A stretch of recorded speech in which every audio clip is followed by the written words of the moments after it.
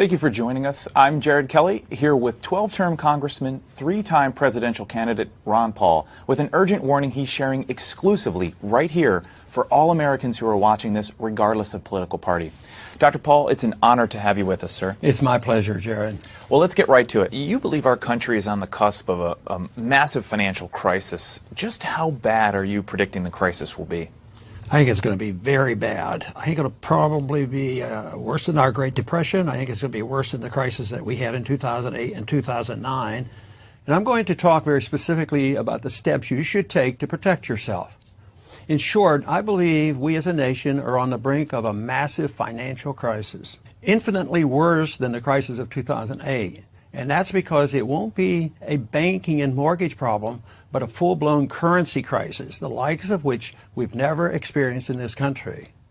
The savings of millions of people could be wiped out overnight. The stock market could crash by 50% or more. The way of life we've enjoyed as Americans for 50 years could come to an end. It's not a question of if this will happen, but when. So why now? Why are you speaking out about this prediction today? I'll tell you why, because most Americans don't have a clue about what's going on. Most people have no idea that in the past 6 years, we've created $4 trillion of new money out of thin air. At the same time, since 2006, we've doubled our national debt. I've said hundreds of times throughout my career in the House, prosperity cannot be created out of thin air by a central bank. The people running our country today are living in a fantasy world. And if you're not careful, you and millions of other everyday Americans will pay the price. So, Dr. Paul, what do you think will be the biggest impact of this crisis? Well, sooner than most people think, I predict we'll see people losing confidence in the U.S. dollar as a simple result of investors around the world realizing our currency is no longer the safe haven it once was. And you cannot restore confidence with more paper money. And when the currency collapses, nearly everything else goes with it. Stocks, bonds, commodities, you name it. When you destroy a currency, you can destroy the entire economy. You can destroy the whole nation. The middle class gets wiped out. The way you live, work, travel, and retire and invest in America, everything is going to change. Some of it in ways most people can't even imagine. So, essentially, you're predicting the entire U.S. financial system will collapse. As someone who's spent 22 years in Congress, what do you think will be the immediate impact on the federal government? Well, I'm fearful of a collapse, Jared. For one thing, it makes it a lot harder for our government to borrow money and pay interest on all the debt we've racked up, or to expand the welfare state, or to station the U.S. military in 140 countries. But forget the government. The real concern is what happens to everyday Americans, especially the middle class. How so? Well, for the everyday American, if the government's broke, all your wealth, all your savings will be put in jeopardy. We'll see massive changes in our retirement system and Social Security. I wouldn't be surprised at all to see the government take over people's 401ks and IRAs. Why is that? Because doing that would essentially force people to buy worthless government bonds, whereas investors in the free market wouldn't touch them. In fact, I think we're likely to see huge tax increases and even a wealth tax, a fee on all your savings and valuable assets. Can you explain further about what you mean by a wealth tax? Absolutely. Anything is possible. It's only going to get worse. When this currency crisis hits, the government's #1 priority will be to control the existing supply of capital. We'll see all kinds of new laws and rules about what you can do with your money, where you can put it, where you can move it. And of course, we'll see a massive inflation when all those trillions and trillions of newly printed dollars make their way into the economy. Because we can barely finance our debt right now. So you can imagine what it's going to be like when interest rates go up 0.5% or 1% or 2%, the ball game's over. It's going to be especially rough on seniors or anyone who relies on the government for income. But isn't inflation, is that really the main worry? I mean, we've had inflation before, back in the 70s. Well, for starters, it'll lead to a total breakdown of the stock market. Imagine 2008, Black Monday, and even the crash of 29, all happening in a single day. The middle class will be wiped out. But you're right, in a certain sense, what really worries me isn't necessarily a stock market crash. The real killer will be the effect of all this on our society and our liberties. But we have to have an understanding about how important personal liberty is because it is connected to our prosperity. We were the most prosperous country in the world, mainly because we had the most liberty. But now we've lost our liberty, and guess what? Our prosperity is being threatened. You mean unemployment? No, it goes deeper than that. When you destroy a nation's currency, you destroy businesses, you destroy friendships and families. Faith in money is critical to a free society. Without it, you can forget about businesses and commerce, and you can forget about any sense of normalcy. People won't have any clue what to do when there's a line around the block just to access the ATM, or when the banks start shutting down. They won't have any idea what to do when stores stop accepting dollars as payment, or when no one's willing to make a loan anymore. So you're predicting social unrest. Definitely. I think we'll see problems in the big cities especially. In fact, we're already seeing the beginnings of that. Ferguson, the riots in New York and Detroit. What it comes down to is that people are going to be very, very unhappy when they turn on the TV one morning and hear that their life savings is suddenly worth a fraction of its former value. If investors around the world lose confidence in the U.S. dollar, the prosperity we've enjoyed since World War II will essentially cease to exist. Our governments on both the federal and state level could temporarily shut down. Businesses will close their doors. The price of things like milk and bread could skyrocket. Government created this. How can you depend on the Federal Reserve to solve this problem when they are the culprit who brought about the bubble and brought about the crash? The U.S. dollar is built entirely on confidence. If that confidence dissolves, so does everything else. And that's the weakness of paper money. Right. You see, governments have the power to declare paper to be legal tender, but they do not have power to give that money value. And this is something the politicians won't tell you. They've all been taught bad economic policy. I don't think they're bad people. I think, another term that is not as generous, but they're just ignorant of good, sound economic policy. I know because I spent 12 terms in Congress fighting the people who control our monetary system. In fact, the threat of a currency crisis is what first drew you back into politics back in the 70s. When President Nixon took the U.S. dollar off the gold standard in 1971, you became a Republican candidate for Congress. You served on the House Banking Committee, where you blamed the Federal Reserve for inflation and railed against banking mismanagement as the cause of the savings and loan crisis. That's correct. The Federal Reserve should be abolished. The average American doesn't have a clue just how dangerous and corrupt the Federal Reserve System really is.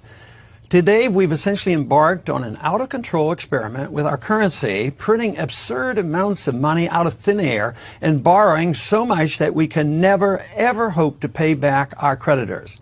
You realize it took our nation 216 years to rack up $8.5 trillion in debt, and then just 8 more years to double that amount.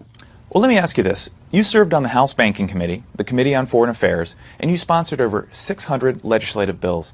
Why aren't you back on Capitol Hill trying to spread your message from a congressional office? Because I'm finished with Congress. For me, this has nothing to do with politics or fundraising. It's the biggest financial story of my life, which I've been tracking my entire career. And now that it's finally here on our doorstep, I just want to warn as many people as possible. The simple fact is, the more people who prepare themselves, the better off we're all going to be. The fewer people relying on the government to fix this problem, the stronger our country will turn out in the long run. Because believe me, the government won't be able to do a single thing about this crisis. Remember, they're the ones who caused it. And remember this too, by the time we see a full-blown currency crisis, it'll be too late for you to protect yourself. The government won't warn you or save you. And I say that as someone who's met with every U.S. president for the past 40 years and every Fed chairman. I remember I once rode alongside President Reagan on his helicopter Marine One. And the subject of what's happening to our money came up. And he told me, he said, Ron, no great nation that abandoned the gold standard has ever remained a great nation. I also confronted Alan Greenspan about this, and he told me he still stands by his original thesis, which was published decades ago. He wrote, in the absence of the gold standard, there is no way to protect savings from confiscation through inflation. There is no safe store of value. But you're through with Washington now. Yes, My years of fighting in Washington are over. I don't work in Congress anymore, and I'm not making any more runs for the presidency. And that's why today, all I can do is spread this public message right here, right now, for anyone who's watching, and explain exactly how I believe you should protect yourself and get prepared. In fact, you're recommending an entire blueprint of steps to get ready, correct? That's right. I think it's remarkably simple for most everyday Americans to prepare. Now, keep in mind, I don't think you need to open foreign bank accounts, and I don't think you need to flee the country. The fact is, there's still nowhere else on earth I'd rather live than right here. But the important thing to realize is that you have to take action now. You have to realize that your financial safety is in your own hands. You can't wait for Washington to fix these problems. Real monetary reform will only come after a major currency crisis hits. And for most Americans, that will be much, much too late. That'll be only after a catastrophic stock market crash, after the bankruptcy of dozens of financial institutions, and after many people's savings are completely wiped out. And you're convinced these problems can't be fixed by elected officials inside our government, right? I tried to change the policy myself from the inside for 22 years. Believe me, I tried. And my conclusion is that there's absolutely no hope for the Fed or the government to conduct responsible monetary policy. I've spent decades grappling with Fed officials in committee meetings and at luncheons and private discussions with Fed chairmen. The problem is that our government cares very little about the basic laws of economics. They have very little understanding about how a free market actually works. What do you mean by the basic laws of economics? I'm talking about the consequence of printing paper money with no regard whatsoever for the value of that money. You see, governments can fool people for a while by printing paper money, but in the end, it's inevitable that trust in the money will be lost. Without trust, paper money is nothing. Trust in the dollar is absolutely required for it to keep its status as a vehicle of economic exchange. And we're already starting to see that trust fall apart in billions of dollars worth of transactions with more than 10 countries around the world. For example, China is also beginning to trade directly with Germany, Brazil, Russia, Australia, Chile, India, and South Korea, all outside the U.S. dollar. Some politicians might say, what about all the positive changes and steps we've seen in the economy in recent years? I mean, the market's up 200% since 2009. Real estate prices have rebounded. At a glance, many people believe that America's back to normal. Don't believe it. The problem is, these politicians typically look in the wrong places for evidence. The Consumer Price Index, for example. You can't rely on a report like that because the numbers simply aren't believable.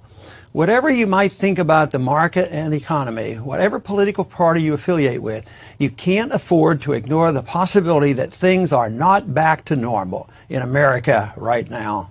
But now what's going on in the world is the West is selling gold. The gold is leaving the United States and other places in Europe and going east. After all, can things really be normal when roughly 75% of Americans have been living paycheck to paycheck?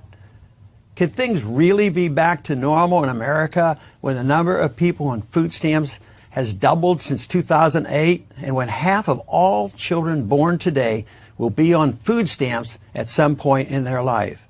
Or when the too big to fail banks that got bailed out in 2008 are now 37% larger than they were back then?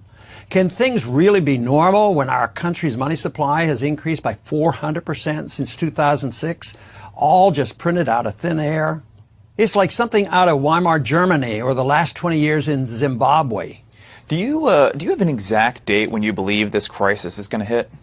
No, no one can tell you exactly when this new crisis is coming. Not me, not anyone else. The point is simply that what's going on today certainly isn't normal. And it's guaranteed to end in disaster. People are going to lose a lot of money. They aren't going to understand exactly how it happened, but they're going to be angry, and they'll act on that anger in very predictable ways. So you believe the bull market that we've experienced in recent years is all just smoke and mirrors by the Fed? And most of the government reports that we listen to are misleading? Yes. What's inflating the world's equity markets today is the intentional and foolish behavior of our political leaders and central bankers. And when these people make mistakes, they're big mistakes. They're not the little mistakes civil society and private markets can fix. Like I said, America is not immune to the laws of basic economics, and we're not the first country who's tried printing massive amounts of money as a way of cleaning up a financial mess. It never works. Over the past 100 years, the type of debt crisis we're facing here in America has appeared in Germany and Russia, Austria, Brazil, Argentina, Chile, Poland, Japan, China, Greece, Ukraine, Italy, Ireland, Portugal, and Spain. And in every single case throughout human history, printing more money has never solved the problem, ever, and has always led to severe consequences for ordinary citizens who found themselves unprepared. But what about all the positive steps we've seen in the economy in recent years? I mean, isn't there a chance that a lot of these concerns just may not surface at all? I don't think it's a positive step when 52% of all American workers make less than $30,000 a year by one recent measure. Do you? And I definitely don't think it's a positive step when every single hour of every day the U.S. government spends about $200 million it doesn't have. It's precisely that sort of fiscal mismanagement that caused me to sever all ties with the Republican Party in 1987 and run for president the following year. Okay, well, let me ask you this. What'll set this whole thing off? I mean, where's the tipping point? The tipping point happens when people lose confidence in the U.S. dollar, and when that happens, interest rates will rise dramatically. And I believe it's going to happen sooner than most people think. Think about this. Every 2 months, the U.S. government borrows more money than the combined annual profits of the 100 biggest publicly traded companies in America. Does that sound sustainable to you? No, but at this point, it's completely normal for America, right? I mean, the world already knows we have this huge debt, so how is that new?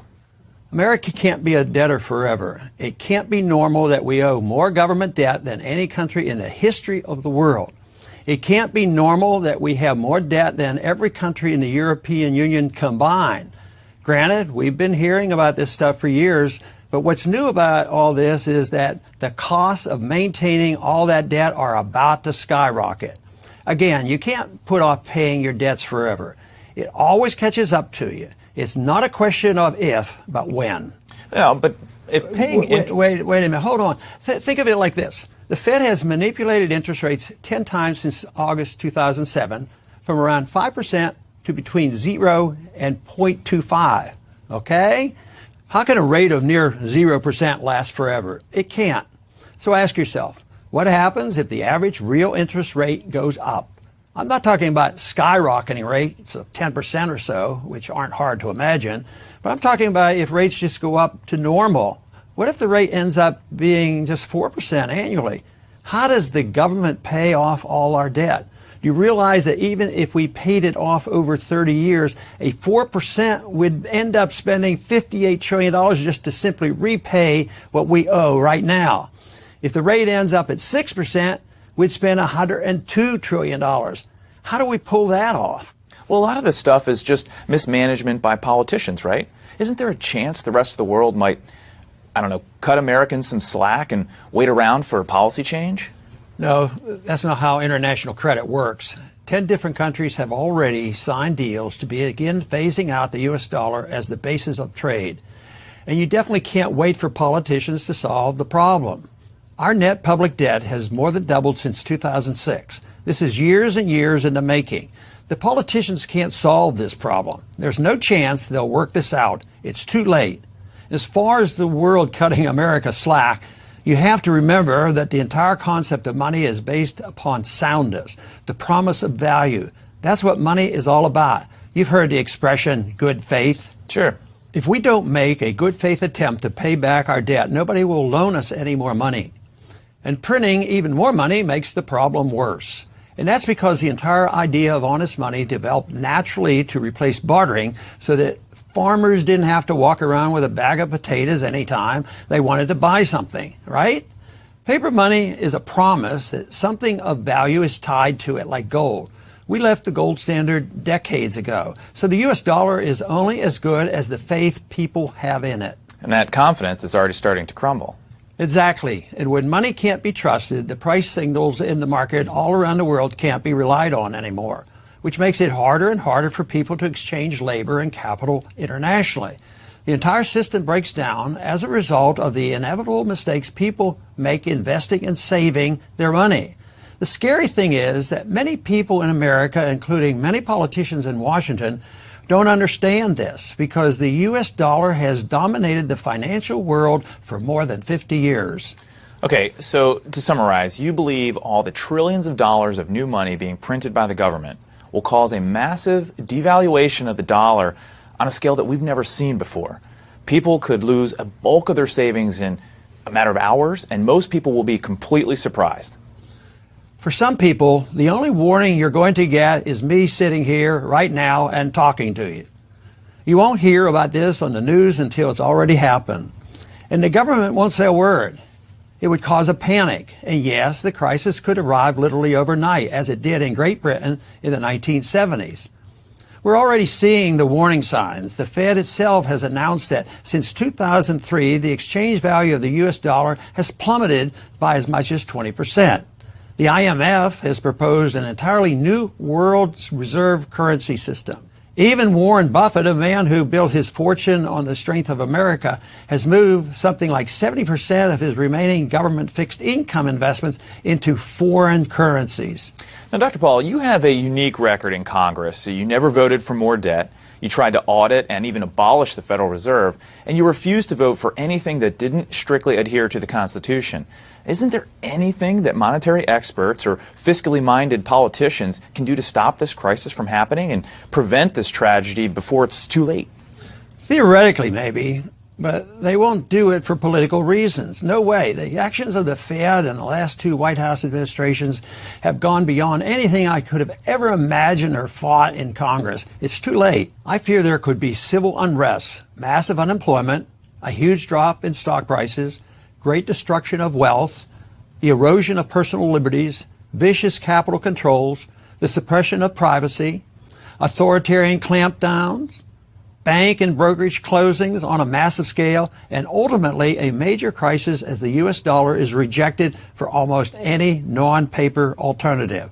And believe me, I'm not trying to scare you. At this point in my life, all I want is for Americans to wake up, pay attention, and realize the logical conclusion of what our government is doing today. The only question is, will you take the steps necessary to get ready?